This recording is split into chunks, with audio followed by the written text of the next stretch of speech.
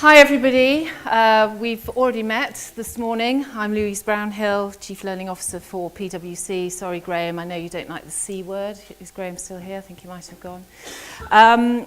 Okay, what I'm going to talk about in the next half an hour or so is a little bit about how organisations can increase their business performance. But I could look at this through many lenses. I've actually chosen to look at it principally through the lens of engagement. And I'm a bit worried because, first of all, I've got Miles speaking after me, who I hope there's not a contrast effect, because I don't doubt he's going to be the most amazing or inspiring speaker that we hear. But also, I'm actually going to cover in the next few minutes quite a broad topic area ranging from culture to engagement to leadership, and I'm only really just going to have the time to scratch the surface, so I hope that doesn't frustrate any of you. But I am around for, well, until the end of the day if it sparks any thoughts in you that you do want to ask me any questions on. And a bit like this morning, I'm going to talk for a bit and then I'm going to stop and just throw it open to all of you to see what observations, reactions, any questions that you might have. Okay. So if we start, just to set the scene, I don't want to labour this point because I talked a little bit about who PWC was this morning, but if I just give you a few facts about us as an organisation, which really starts to lay the context and the backdrop for some of the challenges that we face around the people agenda. So in the UK, we've got about 20,000 people. They are split across 53 offices. I said to you this morning, 67% of our people are the millennial generation, average age of 27. We take on 4,500 people every single year, so we have quite a transitory workforce.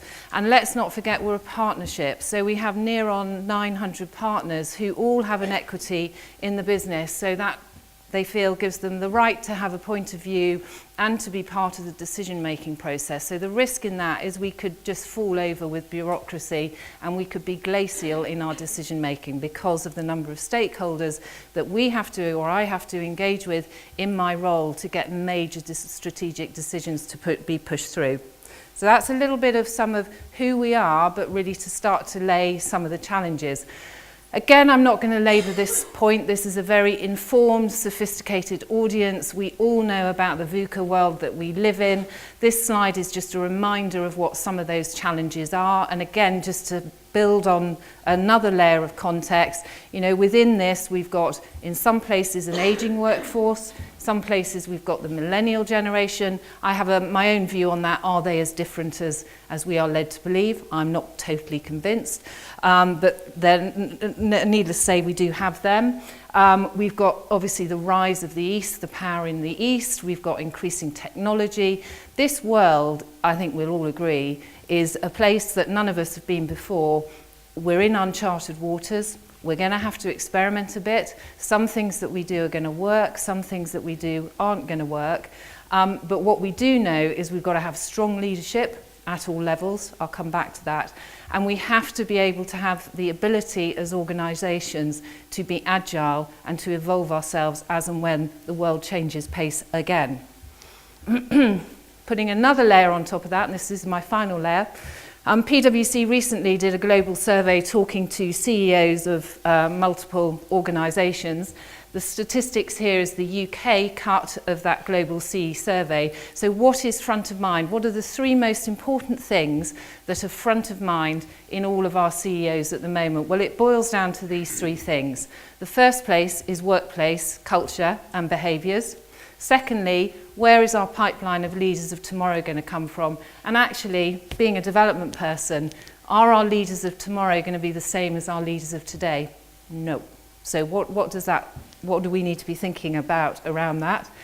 And then effective performance management. Now, I've blurred out the last one because I'm not actually in this next half an hour going to talk about performance management. But I just want to drill down into the other two, first of all, to give you our final layer of context around some of the challenges that we face in PWC, and I don't doubt they're the same as a lot of you are facing in your own organisations. So firstly, under workplace culture and behaviours, we are seeing at the moment quite an erosion of trust, an erosion of loyalty. We talked about that a bit on the panel this morning. That's very much associated with the millennial generation. And in some areas, an erosion of engagement because people's expectations have changed. Now, The trust one is interesting. So being a professional services firm, you know, coming under the spotlight as we have in the last 3 to 4 years with the demise of the banking institutions, the scandals about offshore tax funding, where are the professional services firms' advice in this? We're having to work very, very hard to instill a sense of pride back into some of our people, particularly our tax practitioners, where they open the press every day and go, but I'm one of those, I'm a tax advisor. How does that make, I'm being dissed by the press, how does that make me feel, even though we know our conscience is completely clear, we have done nothing wrong. These are real life people issues that we're having to deal with. I mentioned again briefly this morning relevance. I do think relevance is really, really important to all of us. Unless we continually evolve as people and as organisations, we're at risk of losing our relevance in the world. And you know, I think that is one of our biggest business challenges at the moment, is how do we keep relevant? And how do our people help us in that? And that's where we have to be really, really in touch with what's going on at the grassroots and how we can work collectively towards achieving relevance. We need cultures that are fit for today's world. Talking to a number of you earlier, and there was a couple of you from a very small organisation of about 100 people, and we got talking about the fact that we're looking at our culture, the small organisations looking at our culture. The world has changed. We've got to reset our values. And I read an interesting article actually last night, which incidentally in my mind has given me some clarity. What's the difference between culture and engagement? Well, culture is the way that we do things around here. Engagement is how we feel about the way that we do things around here. And that's quite an interesting distinction. Therefore, you can't divorce the two. And we've talked, many of the speakers today, about having a clear vision and purpose, and therefore taking that alignment right from our executive board down to our graduate associates, saying, what is our vision and purpose as an organisation? Where do you fit in? How do you set your objectives against that? How do you feel that what you do is purposeful and therefore you feel valued? So I think this value, if I was to distill the ocean down, it's important that people feel that we trust them. It's important that our clients and the economy and the world feels that organisations are trustworthy, but also our people need to feel valued. And this is where we start to get into the engagement thing. And the way I feel valued will be very different to the way you feel valued. So I alluded it slightly into one of my questions this morning of the panel. Is it a sheep dip? Is the experience one size fits all? I don't think it is, because I think we all want slightly different things from our workplaces. Therefore, how can we tailor that experience to be bespoke to you? The other thing we're thinking about at the moment is, well, the rise of the contingent workforce. So that's interesting, isn't it? So top of CEO's mind are who and where are the leaders of tomorrow. Yet increasingly, we're seeing a rise in the contingent workforce. I'm not going to answer that one. It's probably too difficult. It probably won't be answered in 10 seconds. But it's just to give you food for thought around that to reflect when you leave here. We have a complex matrix structure, so very unlike somewhere like a retailer where you have a very linear line management structure. You know, line manager says do this, you go do. We have a matrix structure with multiple teams, quite often working virtually, quite often out at our clients for maybe a day, maybe 3 years. So we have to deal with how do we engage with those people within that particularly complex structure. And I think the future is driving leadership at all levels. And I'll come back to that one. Okay. So the areas I'm going to touch upon are 4. So I'm going to talk a little bit about engagement, I'm going to talk a little bit about leadership. I'm going to drill down into, because it would be rude of me not to, being in the learning space, what I think are some of the trends of the future in the learning space. I'm going to touch a little bit about culture and also development. So taking the first one first.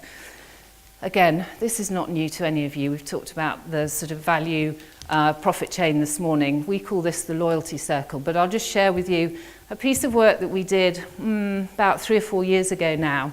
We have the dreaded annual survey, people survey, which I'm really wanting to evolve at the moment, but that's something that is a challenge of the future.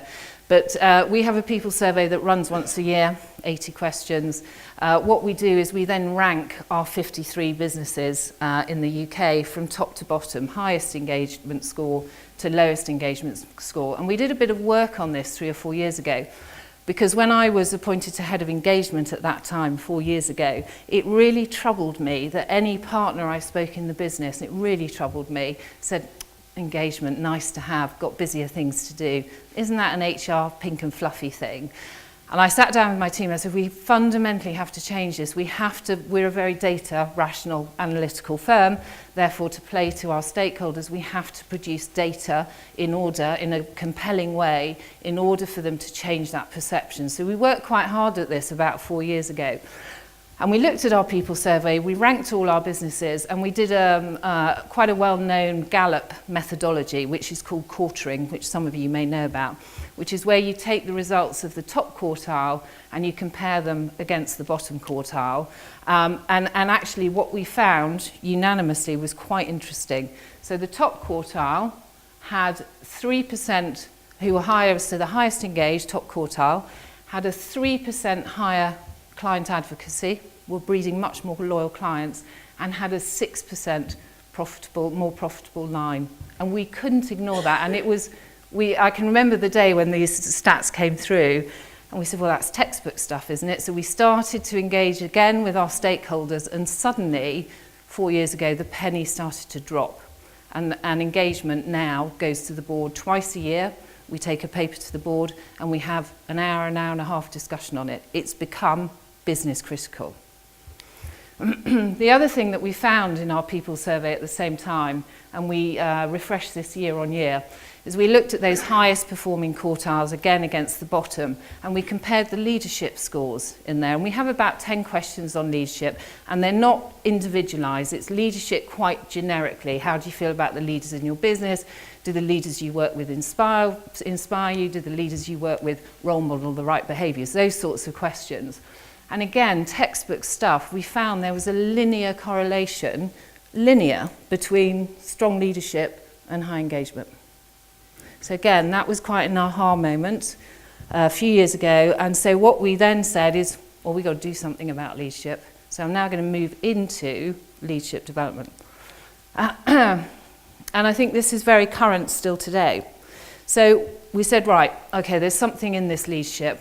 We're not bad at it. In fact, in some areas, we're pretty good at it, but it's pocketed. And actually, pretty good at it isn't enough. We need to be good at it in every single business. So the first thing that we did as a firm was we developed something called the PWC Professional. And we did this globally, and we did it globally consciously, which is a leadership framework. And quite simply, we wanted everyone, irrespective whether you sat in China or Greece or wherever you sat in the UK, to actually be measured and have your objectives set against the same common language. So it was around getting a common lexicon. So the PWC Professional, quite simply, and it is quite simple, is set against the 5 attributes of business acumen, global acumen, relationships, technical skills, and then at the heart of that sits leadership. The other thing that we wanted to galvanise with our leadership development was twofold. We did a review of what we offered about 18 months when I took the role on. I said, first question I asked is, so what do we offer by way of L&D in the UK? And interestingly, no one could answer that question, which rather took me by surprise. So I said, okay. And we were just talking programmes, so we weren't looking at the 70-20 piece, we were just looking at the 10% programmatic delivery. I said, well, let's map it out, let's do an audit of it. We're an auditing firm. Let's do an audit of it. And what became startling was that we have talent programs, we have leadership programs, we do this stuff a lot, but we didn't do it until somebody was in about their 6th year with us.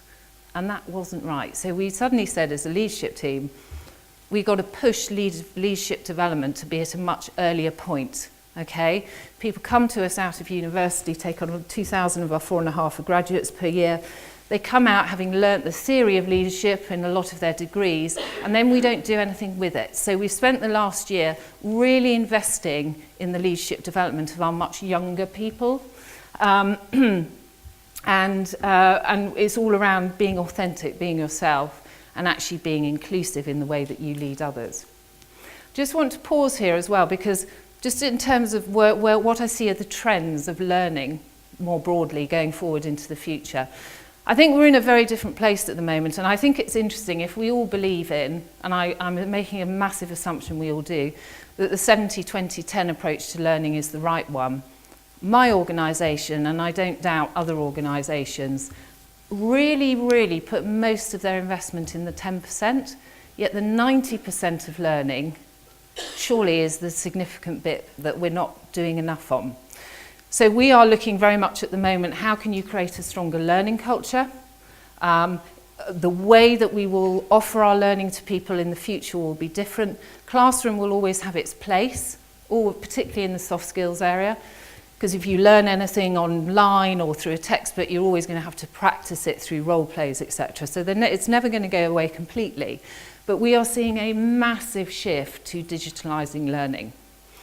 We're seeing a massive shift to mobile learning, and we're seeing a massive shift from taking people out of the business, as we say, away from their clients, to sit in a classroom for 2 days. We're actually having much more of a blended learning approach, where we might bring somebody out of their client for maybe 2 hours to do a quick, short, sharp intervention with us. We send them back, but more importantly, we structure their learning around when they go back to their clients and when they're working in the business. And we're using multi-medium platforms to actually get information, knowledge and learning to people, whether it be through their laptops, their tablets or their iPhones. I think an important thing with learning in the future is that we personalise it and we make it relevant and it's tailored to each individual. So route maps, learner maps, whatever you want to call it, if you have an L&D curriculum, we need to be able to signpost to people that Joe Bloggs, you go that way, and Sue Smith, you go the other way, because you're fundamentally different people with different needs, different strengths, big strength-based culture in PWC, different strengths, therefore the route map through your learning needs to be very different. And in summary, really, I think learning of the future is just in time, not just in case. Now, I don't know if this is unique to the professional services firms, it might be, but we historically have sheep-dipped people through our learning. So we'll take 1,000 people at a time and we'll say, right, congratulations, you've just been promoted to manager. We now need to tell you how to be a manager. That in itself seems a bit late. So come and sit in a classroom for a day and we'll train you in some of the elements of leadership. So we gave everything to everybody, which was just in case they needed to use it. Now we're saying, no. We want you as the learner to take responsibility for your learning. We will develop all kinds of assets and interventions for you, but you know what you've got to do next. You access that learning as and when you need it, just in time. So I think we're seeing quite a big shift in this area. Curation, awful lot of free learning out there, TED Talks, Harvard Business Review, Ashridge Reviews, MOOCs, etc. How can we as organisations almost act as curators, librarians to the free content that's out there, so that one, that's cost efficient, but secondly, we know that's what our people are doing anyhow, so let's quality assure it to make sure that they're accessing the right stuff. So curation in the future and now is very big. Okay, so this is still on learning, but it's got an engagement spin to it. I said at the beginning, the way we're structured is we have client teams that we put together, and we might put people together from multiple teams who've met each other for the first time. And one of the things in this ever-increasing changing world is our clients are increasingly more demanding of us. They're increasingly wanting to have our people right in front of them, to have FaceTime. And we don't have the luxury now, again, of pulling people off for weeks at a time to sit in a classroom to learn. So one of the things we've developed, which is how can we engage our people and develop them and create the right team efficiencies by taking our learning interventions to them in their client teams. So we've developed something called Winning Teams, which is really about looking at what we do, how we do it, how do we collaborate with the client within that, and how do we then collectively work together. And I haven't got time today to give you all the detail of it, but principally Winning teams is looking at diagnosing the health of that team, so what works well in the team, what doesn't work well. And then what we have developed is a toolkit. So again, this goes back to tailored learning, is depending if you're a mature team or an immature team or a strong team or a weak team, you will then access that toolkit in different ways to suit the needs of that particular team. And it features sort of 3 main areas of learning as a team. So is the team learning enough from each other? So that's about, have people got enough stretch assignments? Are they being stretched and developed enough in what it is they do within that team? It's about, should we be having formal mentoring and shadowing within this team? And teams can be 4 people, teams can be 80 people. So different tools will suit different sizes of teams. We're still slightly working that through, if I'm honest. And then we want to look at the culture of the team. So how supportive are people of each other? Is it an inclusive team? Is it a diverse team? So that's all part of the diagnostic. And then we have within the toolkit, we have things that can help, questions that the team can start to self-manage and help them weigh themselves through that. And then finally, have we got the right skill and capability with the team? And we come full circle back to, do we need to develop our people further, maybe through a programmatic intervention on the areas of the PWC professional. So we're quite excited about this. It's relatively new. It's got different traction in different parts of the business, but I think it is more of what we're seeing, that we have to think about engaging and developing our people in a different way, because the world we live in is different. I'm not going to dwell on this for too long. I talked this morning about Glassdoor. I think it's really important that organisations have a strong EVP, particularly at the moment. We developed something called the Deal. This is it. About 4 or 5 years ago again, actually, and we did it through extensive internal and external research. And we said, okay, what's important to our people? What is it that they value? And in essence, this is our psychological contract. So what is it that the individual would like to get from the firm? They've told us these would be the 6 priority areas. What is it that we in a firm would give you and we expect from you as in a return? So if you can imagine, each of these 6 cheeses blow out, and then there are sort of details within that.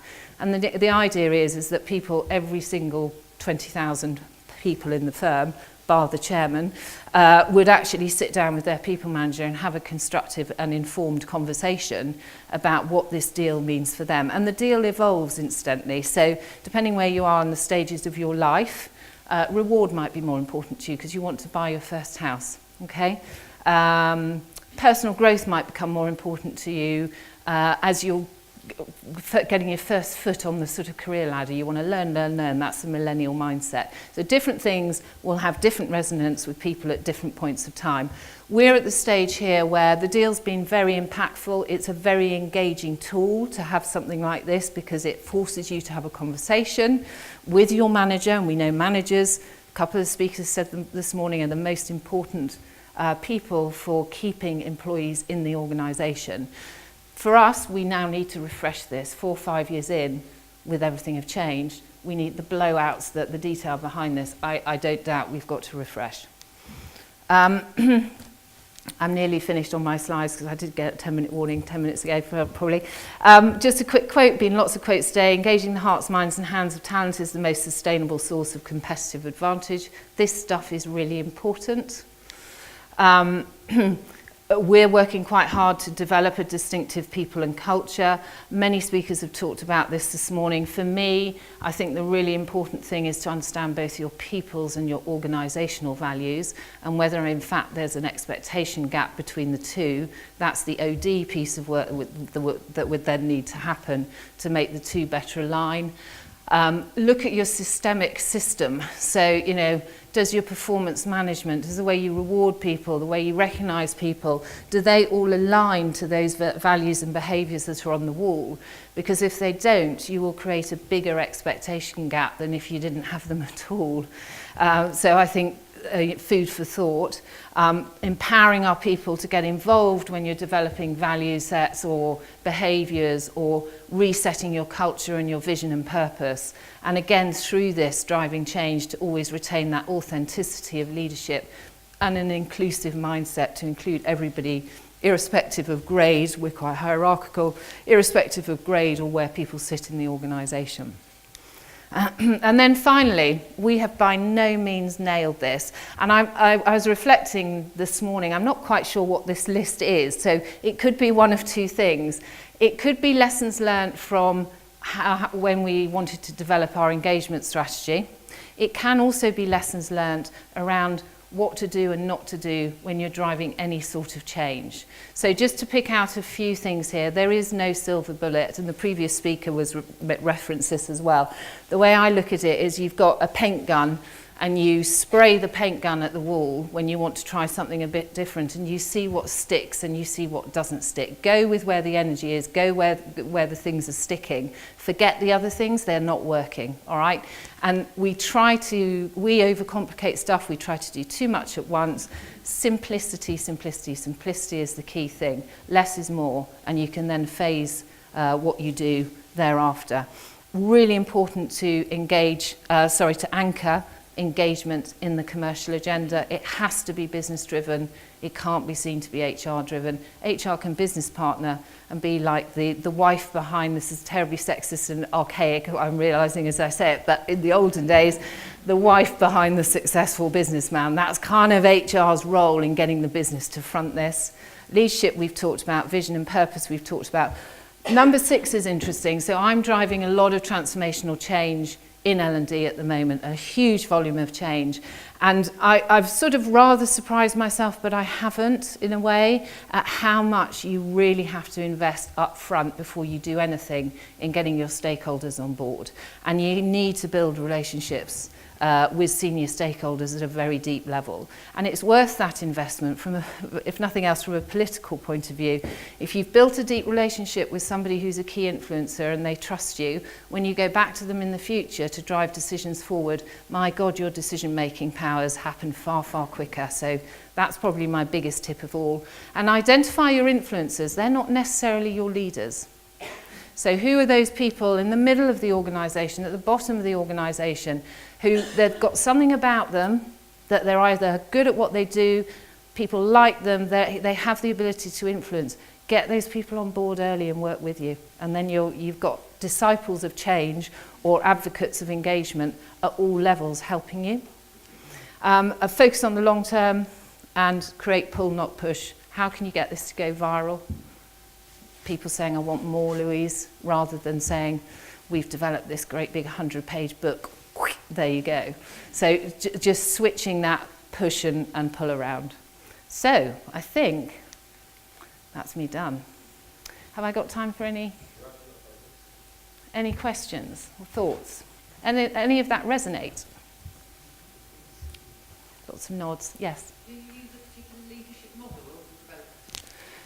develop? We use multiple ones, to be honest, but I think, and I'm not going to particularly quote one because we do use a lot, but I think interestingly, we've just developed a new leadership program for our 3-year graduates, and we decided not to introduce any theories of leadership in that at all, and we actually got very practical. And we worked with an external organisation who had leaders who had been in critical situations, so either the Afghan war, or they were firefighters, or they were military police, and they came and worked with our people at a really basic, practical level, like blindfold them, leader appointed, had to lead the team across a football pitch without speaking.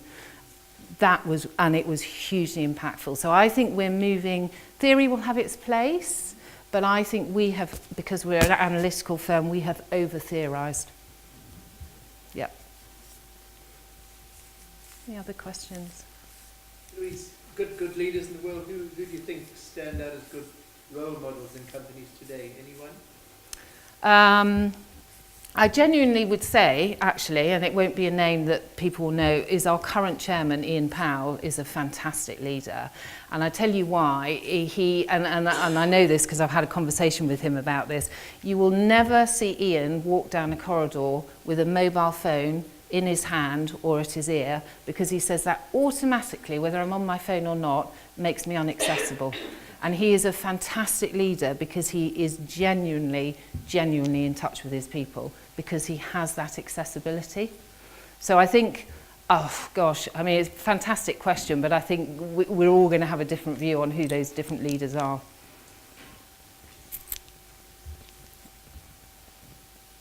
Yes? I'm interested in hearing a bit more about working with the partners of a leadership community. Yeah. That sounds really tough. You've got 1,000 Yeah. people all in charge of their own organisation. It's tough. So I come a bit from your world. So prior to doing this job, I was, I guess, shaped myself, not formally, but informally, into an OD practitioner. And a lot of my work was with senior leadership teams, you know, on the heads of the partners who are heads of the respective businesses. And it is tough. We probably need to have a conversation offline about that. But yeah, I mean, that's a long conversation. It's different. But, you know, I'm ex-Anderson, so I've come from a partnership. Prior to that, I was in Harrods. And, you know, having been in a retail environment, I can see how different a partnership really is. You do those still, even within partnership, you kind of know which ones can influence quicker than others. So the political system still sits within it. Yep. So there are a lot of initiatives going on there. Which has been your most successful? I think it's not an initiative. I think the compelling business case we did around engagement was phenomenally successful because that got the attention of the board and that really seemed to jettison engagement onto the business agenda. I would say the one that has stood the passage of time is the deal. So although it now needs refreshing, I think that's been successful. But I think probably having a leadership framework that is global, that anyone around the world can talk to and relate to, it's quite new, it's year 18 months in, I think will definitely stand the passage of time. There's a bit more work to be done off the back of it to understand how it plays out in the system. But I think that's the one my boss would say she's most proud of, is the PWC professional. And I'm here to make her look good, so. Good. We done? Brilliant. Thank you.